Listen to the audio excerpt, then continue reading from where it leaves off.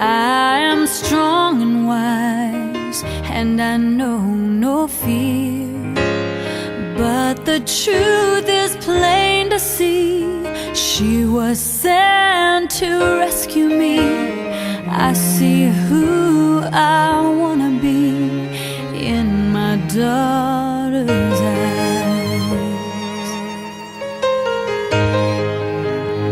In my daughter's eyes, everyone is equal.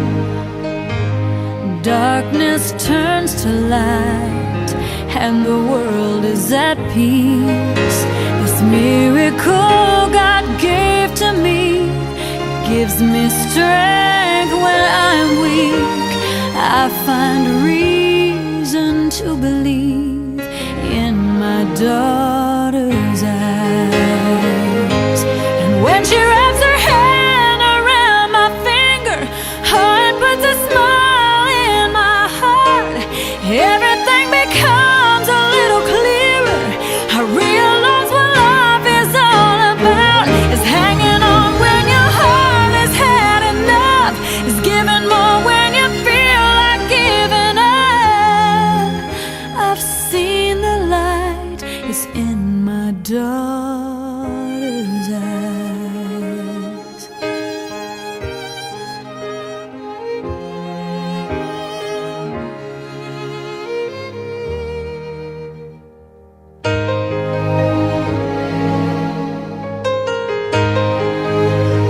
In my daughter's eyes, I can see the future, a reflection of who I am and what will be.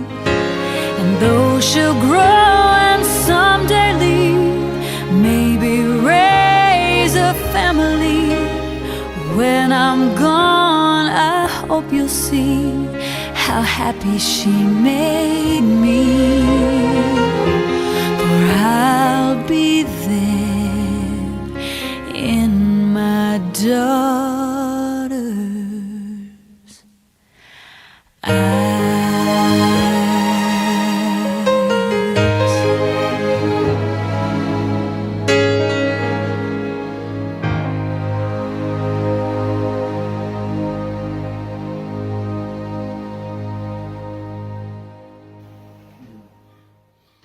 Surprisingly, Americans have not yet come up with the concept of Daughter's Day, or it hasn't become that popular as Mother's Day. Here's a song that glorifies the daughter, all about the daughter from the perspective, from the mouth of a mother, and the thoughts of a mother. So yeah, it's an interesting song, very, very well sung, beautiful piano playing in the background throughout. That fiddle sound just makes it so much sweeter to listen to those words. Yeah, so it's a nice little song by Martina McBride. And also the perspective of the daughter, what she thinks might be the perspective of the daughter. It may turn out differently, who knows, in my daughter's eyes. Yeah, so you may be forgotten and put in an old age home, elderly home, dumped there literally at the doorstep by the same daughter. Yeah, and that's what usually happens in America. So anyway, what are your thoughts on this one, Kirti? There was, I think, there are different phases when you have children, as parents of children, biological parents to be precise in this case, not just parents. Because there are a lot of things that you go through that you may not go through in the same way when you adopt a child, when you have conceived, and all kinds of emotions. It's a array of emotions that you'll be going through.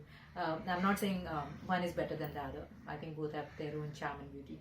So when children are young, especially every phase, like when they are 6 months, then they are 2 years, then when they are 4 to 6 years, when they are exploring and discovering the world, when they become 10, when they are in their teen, it's all different. So you will have songs that will sound completely different if you start making and if you start logging. So if Martina McBride when she made this song, most probably her daughter was very young, most probably a toddler, maybe a 4-year-old or something like that.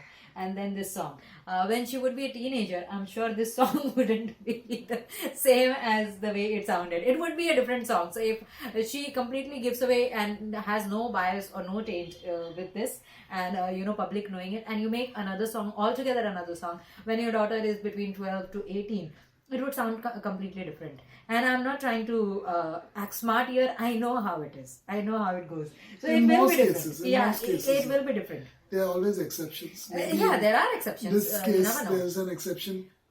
But it will be different. It will be definitely different. All the opinions of the daughter will not be similar as it was, you're my hero and this and that. They all change. It's as if you're competing with your daughter or something like that. It becomes that kind of a thing. In general cases, of In course. many cases in America, the daughters and sons want to kill their parents. And they actually do. Many It's of them sad, actually it's do. sad. If you see the statistics of murders in America every year, and there are lots of them, hundreds and thousands of them, you will see most of them are by either parents killing their children or children killing their parents. Parents killing their children really sounds shocking, but it happens quite commonly in America. It's not common, yeah, but it does happen. It happens around the world, I think, but very common in some violent places.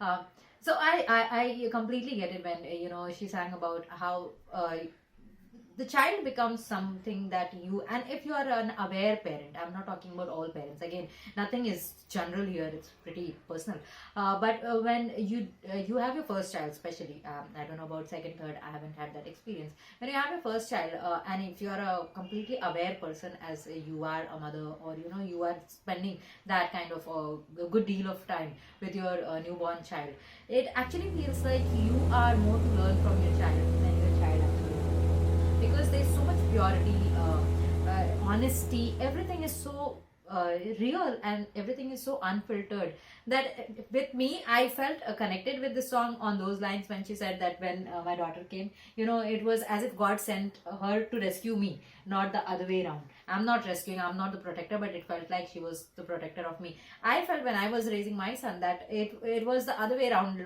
People think that they need to train the children and they need to teach the children about the world and this, that. I was learning new things from my son because it was so pure, it was so honest, absolutely honest.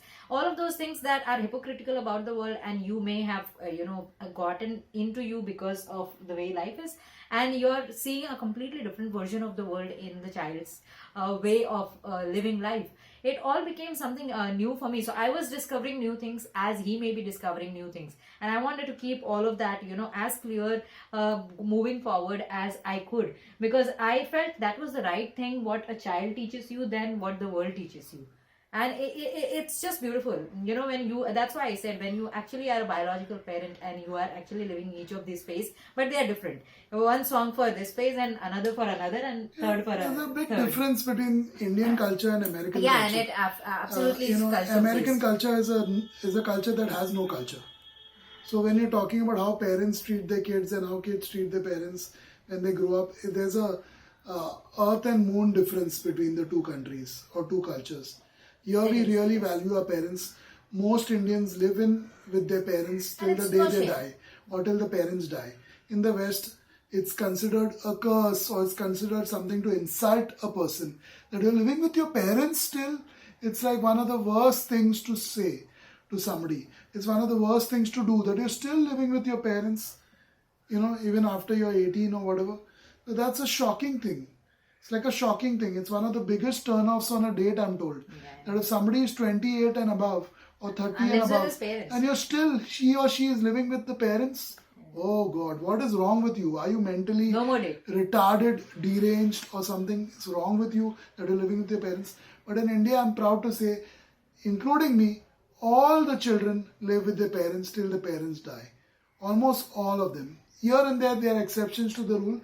But even today in the modern world, most kids in India, apart from certain other cultures like Islamic culture and all that, who have brought in a lot of changes with their conquests, etc., most Indian kids live with their parents till they die. And I'm very proud of that. But in the West, most kids dump their parents in elderly homes.